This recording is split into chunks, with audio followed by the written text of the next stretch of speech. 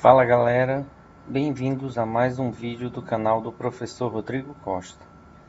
Neste vídeo, iremos demonstrar como utilizar as primitivas gráficas do OpenGL para desenhos simples e também as primitivas para a realização das transformações geométricas. Para começar, iremos baixar um projeto pré-configurado do CodeBlocks. Vamos aqui acessar o meu site pessoal, bit.ly/rodcosta. Então aqui, dentro da própria pasta principal, eu coloquei um arquivo que vai possuir esse pré-configurado. Então, basta você digitar aqui ao final do link o nome básico.rar. Então aqui ele está obtendo o arquivo. Nós vamos abrir esse arquivo e extraí-lo para a área de trabalho para ficar melhor de se trabalhar.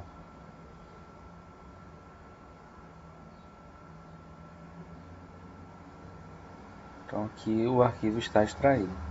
Vamos localizá-lo. Então aqui dentro desse arquivo existe já um projeto do CodeBlocks pré-configurado para o sistema operacional Windows. Abrimos a interface principal do CodeBlocks. Então a gente vem em Open Existing Project, procura a área de trabalho, a pasta que nós criamos e o arquivo do projeto dentro da pasta. Então aqui o projeto já está no ponto de ser trabalhado. Aqui ele está compilando.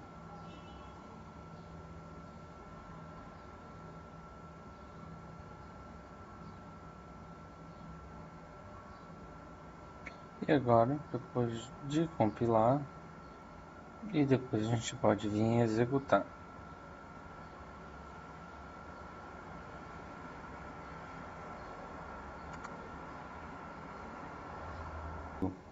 Possuindo apenas as diretrizes básicas de configuração do sistema de janelas.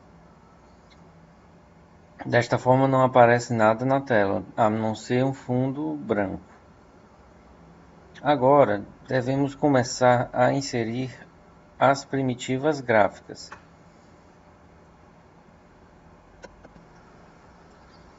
O comando glcolor 3D define a cor dos objetos.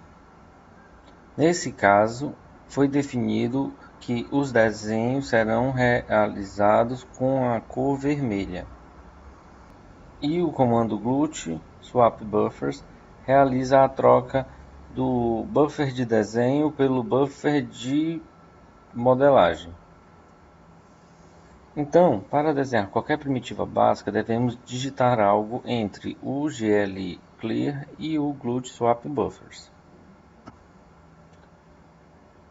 Qualquer objeto é desenhado através da definição de dois comandos básicos para delimitação do objeto e comandos para desenhar cada um dos vértices.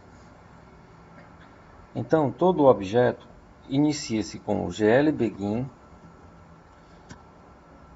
Dentro do parâmetro do glBegin é definido o tipo de primitiva gráfica, que no caso nós utilizaremos aqui o glLineLoop.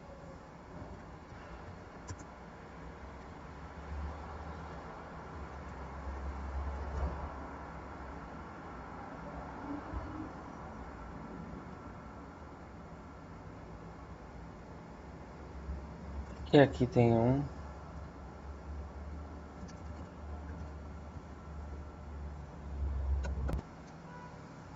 O glLineLoop define que todo objeto que está entre o glBegin e o glEnd é formado por um conjunto de vértices ligados através de uma reta. Então, para continuar o desenho, deve-se definir a posição dos vértices.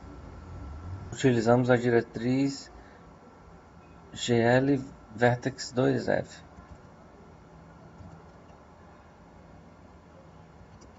Em que definimos as coordenadas do ponto.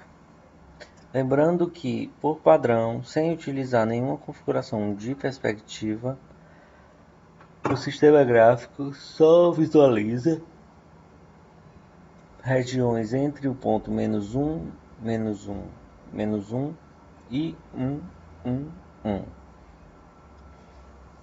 Desta forma, para podermos apenas desenhar sem termos que nos preocupar com a projeção, vamos aqui criar 3 vértices entre -1 e 1.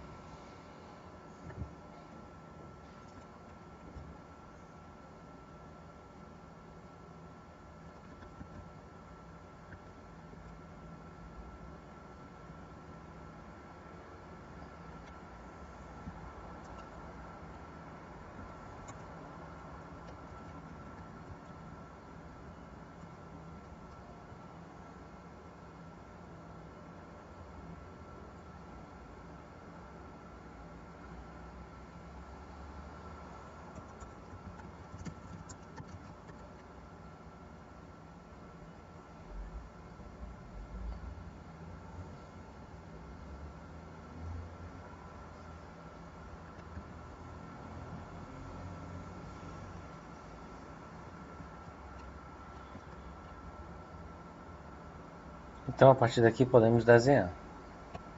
Vamos ver aqui como é que fica esse desenho.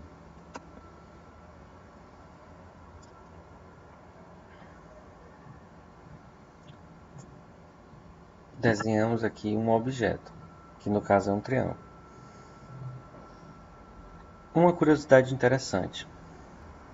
O GLUT permite a especificação da cor de cada um dos vértices.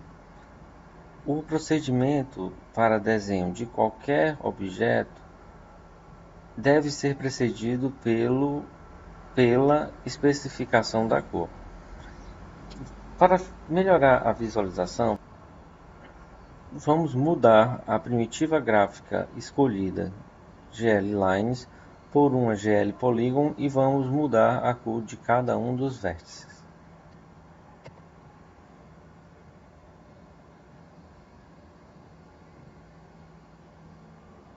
Então, o primeiro.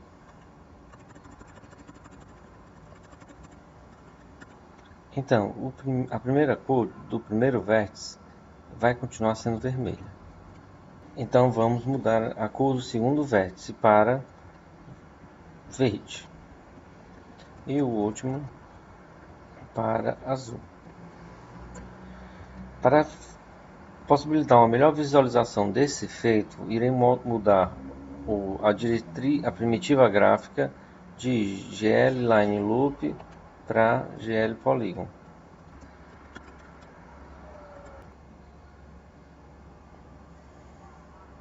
Perceba que cada um dos vértices ficou de uma cor e existe um degradê nas arestas e no meio da região. Agora que já sabemos desenhar, vamos configurar o OpenGL para termos mais flexibilidade na configuração dos pontos visualizados. Por padrão, a forma de projeção é a ortogonal, com volume de visualização iniciando no ponto -1, -1, -1 e indo até o ponto 1, 1, 1. Mas podemos modificar esse volume de visualização através do comando glorto. Devemos colocar este comando antes do sistema de controle realizado pelo comando glutMainLoop. Então aqui vamos inserir o comando glorto. Esse comando ele recebe 6 parâmetros: xmin, xmax, ymin, ymax, zmin Zmax. Então, no caso aqui, para poder a gente ter uma visualização melhor, vamos colocar do ponto menos 10 até o ponto 10, menos 10 a 10, menos 10 a 10. Ao fazer essa modificação, veremos que o tamanho do triângulo desenhado será diminuído, pois agora podemos ver dentro um maior volume de informação. Então, agora que a gente já sabe desenhar um espaço de tamanho que a gente deseja, vamos agora fazer um exercício para treinarmos as transformações geométricas. Aqui temos um exercício para que possamos treinar as transformações geométricas no OpenGL. Para determinarmos a sequência de transformações, devemos antes escolher um ponto de controle. Este será utilizado para avaliar quais os parâmetros de cada transformação. Este será utilizado para avaliar quais são os parâmetros de cada transformação. Neste exercício, iremos utilizar o ponto de controle 40, que consiste neste vértice apontado pelo mouse. Iremos fazer uma sequência de transformação utilizando ele como base para o movimento. A primeira transformação realizada deve mover este vértice para a origem, fazendo com que o objeto não modifique sua posição no momento em que realizarmos a operação de escalamento e rotação. Para fazer esse ponto ser movido para a origem, devemos fazer uma translação de 4 unidades na direção contrária a x, ou seja, efetuar uma translação de menos 4, 0. Uma vez que esse ponto está na origem, podemos realizar as transformações de rotação e escala. Aqui podemos ver que o objeto antes tinha tamanho 8. E agora, após o escalamento, ele tem tamanho 6 raiz de 2. Nós sabemos que o fator de escalamento é calculado como a razão entre as dimensões após o escalamento dividido pelas dimensões antes do escalamento. Assim, o fator de escalamento nessa questão será de 6 raiz de 2 dividido por 8.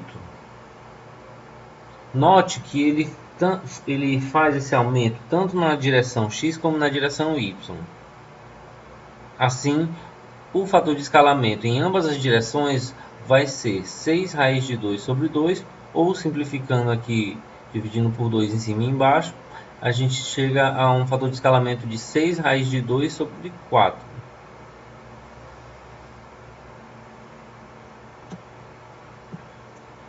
Então, depois de escalonar o objeto, devemos aplicar a rotação.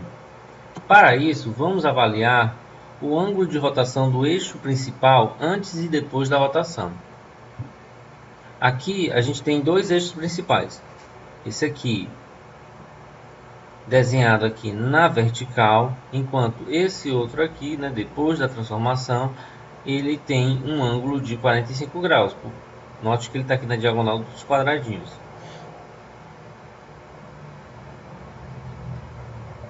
Isso significa que houve uma rotação de 45 graus no sentido anti-horário, o que implica numa rotação de 45 graus. Aqui mostramos a projeção do objeto após a realização da transformação de rotação. Para finalizar, devemos fazer com que esse ponto aqui da origem se mova para esse ponto aqui em cima, fazendo com que o objeto,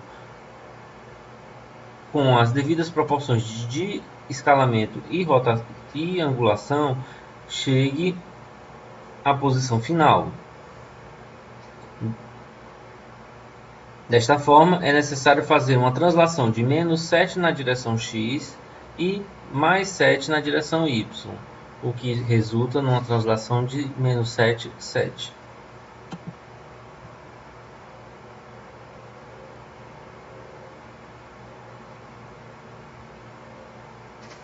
Agora que a gente já sabe a sequência de transformações realizadas para fazer com que o objeto vermelho seja desenhado sobre a região do objeto azul, vamos agora fazer o desenho dos objetos no OpenGL.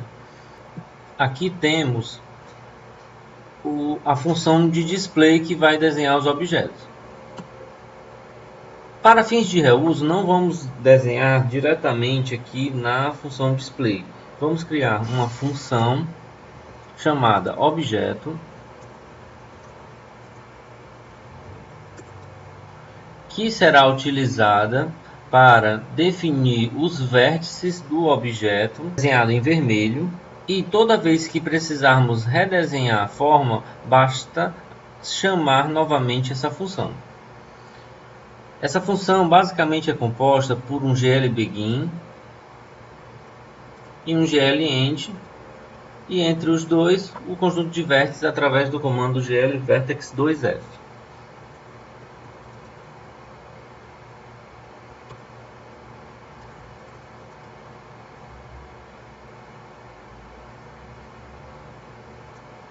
Aqui na figura vamos começar escolhendo esse ponto aqui, que consiste no ponto 40. Então vamos colocar lá.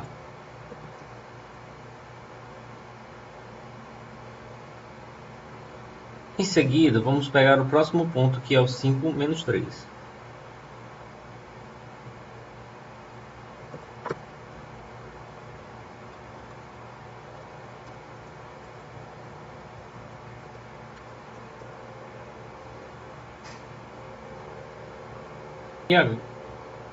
E agora vamos pegar o próximo, que é o ponto 8 menos 4.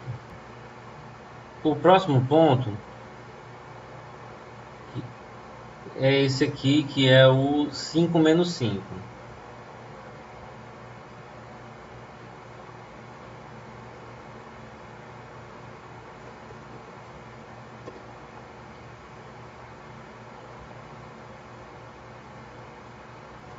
O próximo é o ponto 4 menos 8.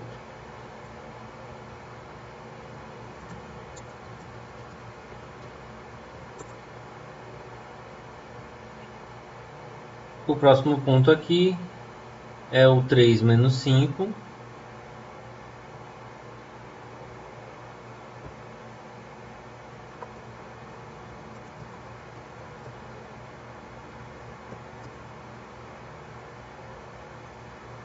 Esse aqui é o ponto 0 menos 4.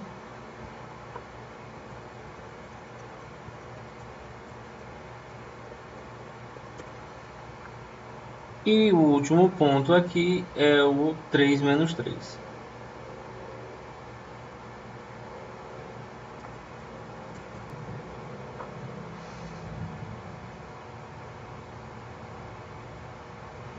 Chamando essa função objeto dentro da função display. Vamos aqui escolher a cor do desenho inicial como vermelho. E depois vamos chamar a função objeto. E agora a gente roda e compila. E agora a gente compila e roda. Então aqui, ó, o objeto desenhado na posição inicial.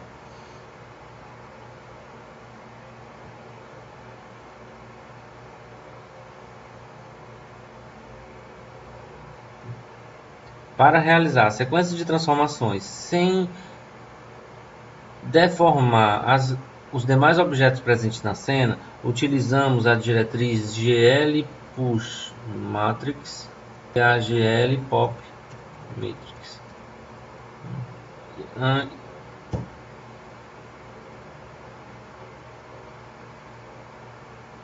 Esses comandos fazem respectivamente a clonagem da matriz de modelagem e a restauração da matriz de modelagem antes das transformações. Aqui eu vou mudar a cor do objeto para azul e iremos aplicar a transformação de translação para a origem. utilizamos o comando glTranslate.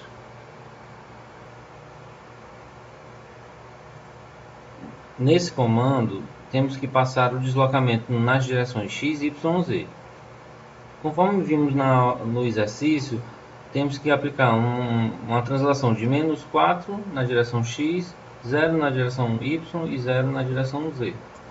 Em seguida, chamamos novamente a função de desenho do objeto.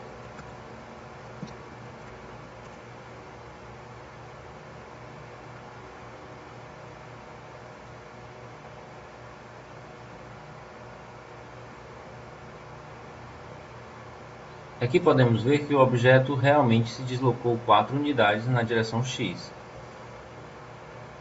Em seguida, devemos aplicar o escalamento. É importante ressaltar que, conforme visto em sala de aula, as transformações geométricas devem ser configuradas no OpenGL no sentido inverso da sequência de transformações. Ou seja, se primeiro nós fizermos uma translação, depois uma ação, e no OpenGL é necessário fazer primeiro o escalamento, depois a rotação e depois a translação. Então, nesse caso, vamos fazer aqui, antes da função glTranslate, vamos dar o comando glScaleF, em que passamos o fator de escalamento. Aqui vamos ver o seguinte: é necessário calcular a raiz de 2 e não tem nenhuma biblioteca aqui já pré-configurada para isso. Então devemos incluir a biblioteca math.h. E agora vamos fazer o escalamento, que a gente viu que ia ser 3 vezes raiz de 2 dividido por 4. Vamos colocar aqui em ponto flutuante. Isso na direção x, isso na direção y e 1 na direção z, onde não houve modificação de tamanho.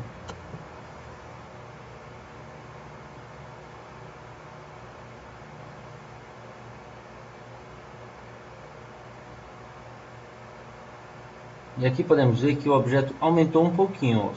Não foi muito, mas aumentou conforme visto na figura. Depois disso, devemos aplicar a rotação de 45 graus, através do comando glRotateF,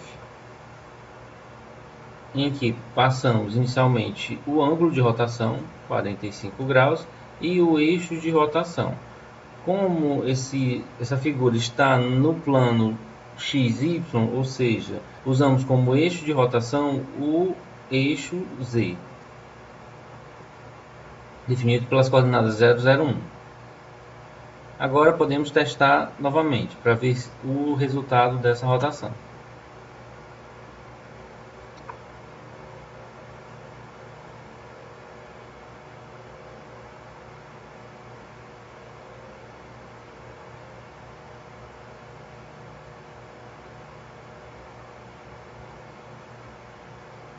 Aqui podemos ver que realmente aconteceu com o que nós esperávamos. O objeto rotacionou 45 graus no sentido anti-horário. E agora, para terminar, devemos fazer a translação do ponto que está na origem para o ponto 7, 7 aqui em cima.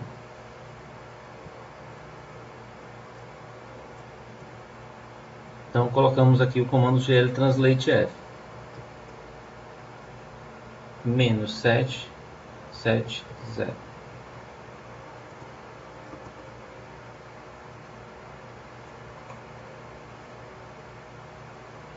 Agora rodamos novamente.